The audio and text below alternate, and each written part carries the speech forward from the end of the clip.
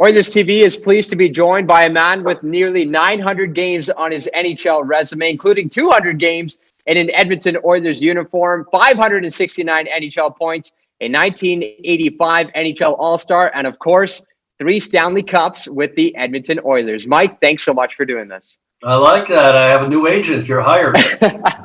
I appreciate it. I should have put my resume in before this interview, but I'll be sure to touch it up right after.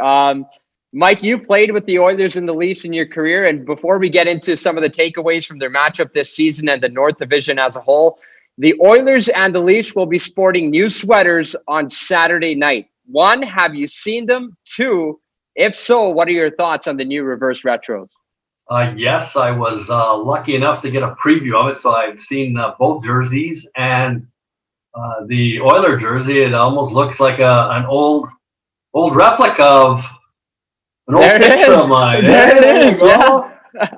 So hopefully it'll bring back good times, good memories, and maybe a little of the luck from back then will trickle down. So hopefully.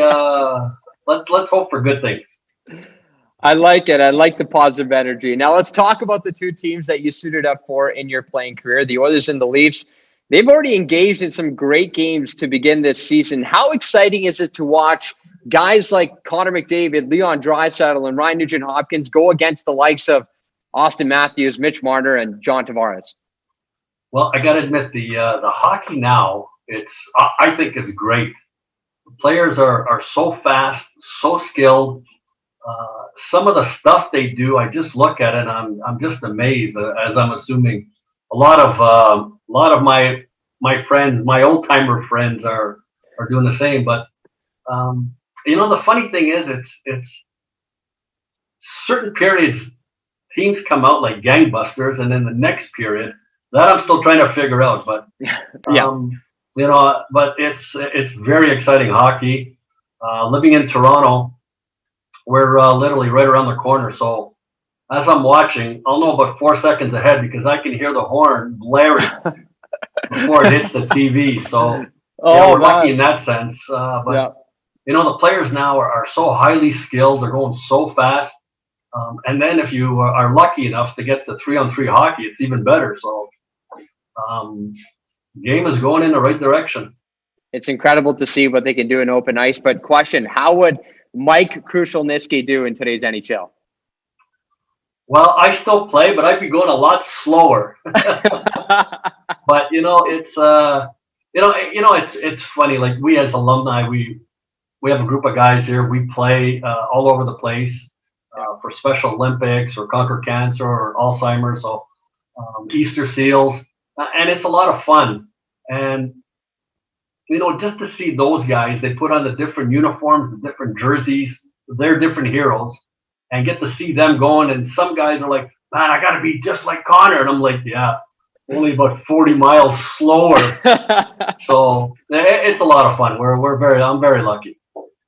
Well, it's incredible to believe that the Oilers are squaring off with the Leafs and every other Canadian team 9 times this season, with the exception, of course, Calgary and Vancouver with 10 meetings. What are your thoughts on the new North Division? Well, obviously they have to do that because of the COVID, but I think it's a little bit more exciting. I think back in the early 90s when I had left the game, a lot of my friends would say, oh, we'll never be able to see Montreal, Toronto, go into finals anymore. And I think that's created somewhat of a rivalry where a lot of the teams now, you'll get to see a lot more of them. So as it gets, from the coaching point, as you get into game 5, 6, and 7, you've figured out weaknesses and strengths already, and you'll be exploiting those. But it's just tremendous hockey. Maybe a couple of rivalries will come out of it. I'm sure the Calgary Edmonton is still there. I mean, I'm often asked, and I still think that was the best rivalry when I played. Although growing up in Montreal, I would think that Montreal, Quebec City, Quebec Nordiques, would have had that same rivalry as well. So, of course, it's just, I think, like I said, the hockey is just great.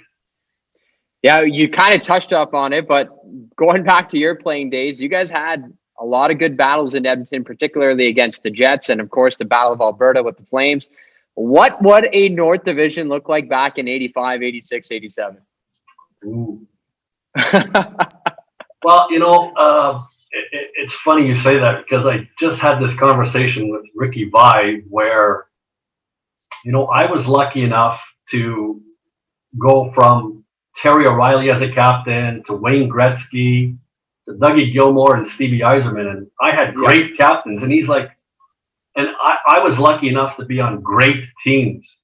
And, obviously playing in Edmonton at the time, we had it all. You had, finesse with Gretz and Yari, and you had your power and speed with Mess and Andy. And then you had Koff on the background, and then if that screwed up, we had the slugs in the third and fourth liners, and we had the muscle. And then we had Grant Fuhrer and Andy Mogan net. So very fortunate. Glenn knew people, knew how to push buttons, how to get guys going. Muck was the architect. I said the story just a couple of days ago where we were waiting for I think the second round we had won and we're waiting. We have 7 to 10 days. We're waiting. And, we had practiced, I kept clogging up the left side. Well, after the first period, we're losing 2-0 and Muck walks in. He's like, forget what I said. Forget what we practiced. Right side. And we're like, really? And we end up losing that game 4-2, but we end up going on to win the next 4 games straight. Because John was, smart enough to pick up on that. So, we were lucky. I was part of a team that had everything: size, strength, speed, skill, muscle, great goaltending. So what you're saying is it would have been a fun time playing against the rivals 8, 9, 10 times in the year. I can't even imagine what they must be going through. Great players: Dale Howard, Chuck in Winnipeg. Yeah, Vancouver, they just got caught in a wrong era, but. Well, you talked about playing on a great team. Let's maybe quickly talk about the great one. You were involved in a trade alongside Wayne Gretzky in the August 9th, 1988 trade that also included Marty McSorley. You were a teammate with the great one for a number of years. Of course, this past week, we celebrated his 60th birthday. Do you have a story or a memory that sticks out when you were a teammate with number 99?